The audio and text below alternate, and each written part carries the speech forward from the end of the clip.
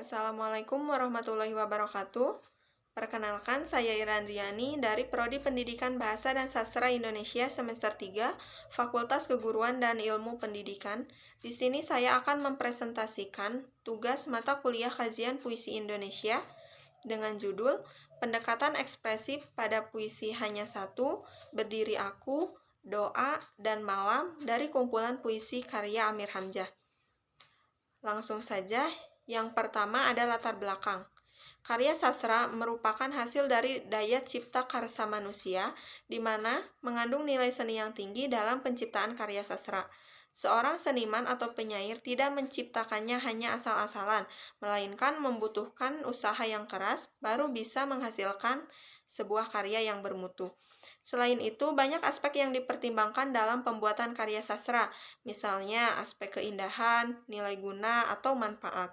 Akibatnya, banyak waktu yang diperlukan penyair atau pengarang dalam membuat suatu karya. Karena karya sastra syarat dengan nilai seninya, maka dalam menganalisisnya harus menggunakan metode atau cara yang tepat agar apa yang ingin disampaikan dapat kepada pembaca atau penikmat karya itu. Salah satu sastrawan Indonesia yang terkenal dalam angkatan pujangga baru adalah Amir Hamzah, di mana beliau telah menghasilkan banyak karya sastra.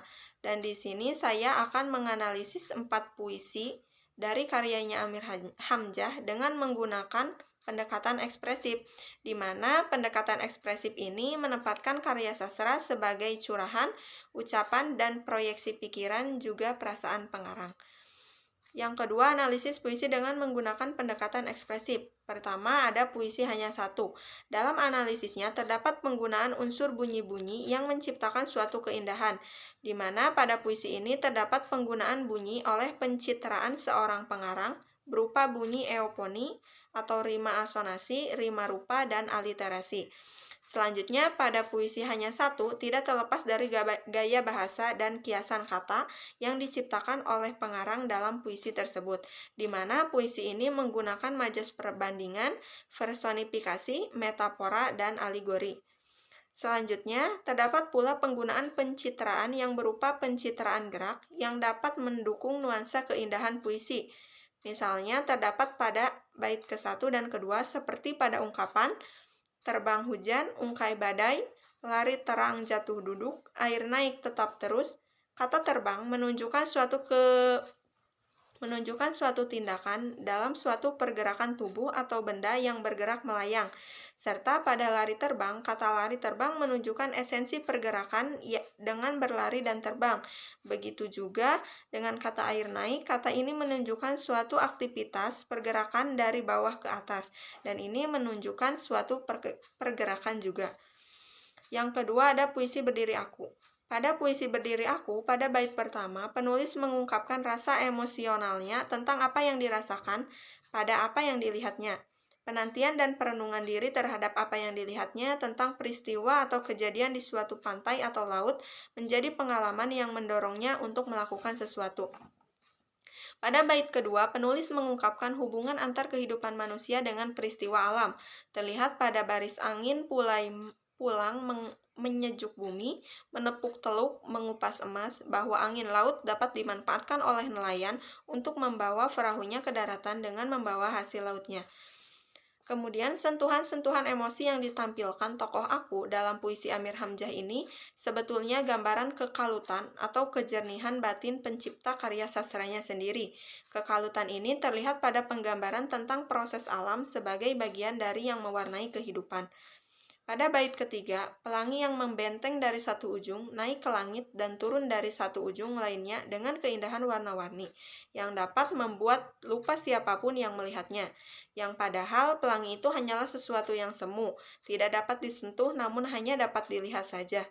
Hal ini juga merupakan gambaran pengarang tentang kehidupan ini yang menggambarkan tentang ambisi manusia, nafsu manusia dalam berusaha dan melihat sesuatu tentang duniawi. Sehingga Amir Hamzah dalam menciptakan puisi ini menggunakan cipta, rasa, dan karyanya. Kemudian yang ketiga, puisi doa. Dalam analisis puisi doa, karya Amir Hamzah menunjukkan kemesraan hubungannya dengan Tuhan bagaikan kemesraan dengan kekasihnya. Dalam puisi ini, Tuhan disapa dengan kata kekasihku. Kemudian, kedalaman rasa ketuhanan nampak dalam pemilihan kata, ungkapan, lambang, dan kiasan-kiasan yang digunakan penyair. Puisi ini juga menunjukkan keinginan penyair agar Tuhan mengisi seluruh kalbunya tentang besarnya cinta, kerinduan, dan kepasrahan sang penyair akan Tuhannya. Dapat kita rasakan dalam puisi ini.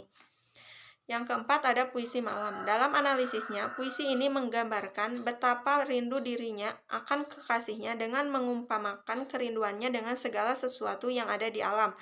Puisi malam juga menggambarkan suasana hati pengarang pada saat sedang dilanda rindu pada kekasihnya. Selanjutnya, yang ketiga ada permasalahan penting dari teori kajian atau pentingnya menganalisis objek kajian.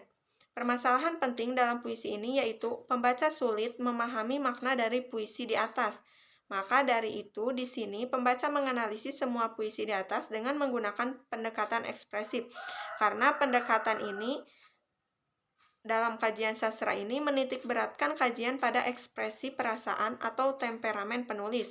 Walaupun dalam pendekatan ekspresif ini pengarang harus mempunyai kepekaan terhadap persoalan, mempunyai wawasan kemanusiaan yang tinggi dalam, pengarang juga harus mempunyai pemikiran dan perasaan yang selalu maju walaupun dalam masyarakat. Hal inilah yang seringkali dianggap membingungkan lantaran kerumitannya. Dan pentingnya menggunakan pendekatan ekspresif ini karena pendekatan ini mempunyai langkah penerapannya sehingga mudah digunakan dalam menganalisis suatu karya sastra seperti puisi. Dan juga pendekatan ekspresif ini merupakan pendekatan yang mengaitkan sebuah karya sastra dengan pengarangnya. Langkah pertama dalam menciptakan pendekatan ekspresif, seorang kritikus harus mengenal biografi pengarang karya sastra yang akan dikaji. Yang kedua, melakukan penafsiran pemahaman terhadap unsur-unsur yang terdapat dalam karya sastra, seperti tema, gaya bahasa atau diksi, citraan, dan sebagainya. Dan yang ketiga, mengaitkan hasil penafsiran dengan berdasarkan tinjauan psikologis atau kejiwaan pengarang, dan dalam kekuatan karya sastra dapat dilihat seberapa jauh pengarang mampu mengungkapkan ekspresi kejiwaan yang tak sadar itu ke dalam sebuah citra sastra.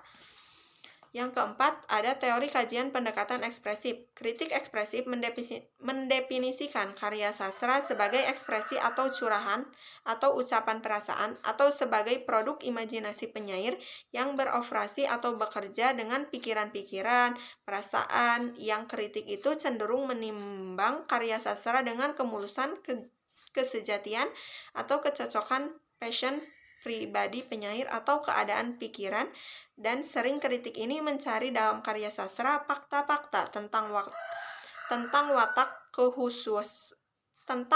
khusus dan pengalaman-pengalaman penulis yang secara sadar ataupun tidak telah membukakan dirinya dalam karya tersebut, menurut Pradopo. Dan pendapat lain mengatakan pendekatan ekspresif merupakan pendekatan yang mengkaji ekspresi perasaan atau temperamen penulis, dan ini menurut Abram. Dan menurut Semi, pendekatan ekspresif adalah pendekatan yang menitik beratkan perhatian kepada upaya pengarang atau penyair mengekspresikan ide-idenya ke dalam karya sastra. Pendekatan ekspresif lebih banyak memanfaatkan data sekunder, data yang sudah diangkat melalui aktivitas pengarang sebagai subjek pencipta untuk menjelaskan hubungan antara pengarang, semesta, pembaca, dan karya sastra. Menurut Wiyatmi, pendekatan ekspresif merupakan pendekatan yang mengandung dan mengkaji karya sastra serta memfokuskan perhatiannya pada sastrawan selaku pencipta karya sastra. Pendekatan ini memandang karya sastra sebagai ekspresi sastrawan melalui curahan perasaan atau luapan perasaan serta pikiran sastrawan yang bekerja dengan persepsi dan pikiran-pikirannya. Keterkaitan pendekatan ekspresif ini dalam analisis sebuah puisi didasarkan dengan ungkapan diri pada penyair, pikiran, atau perasaan, dan hasil karyanya termuat dalam bentuk puisi.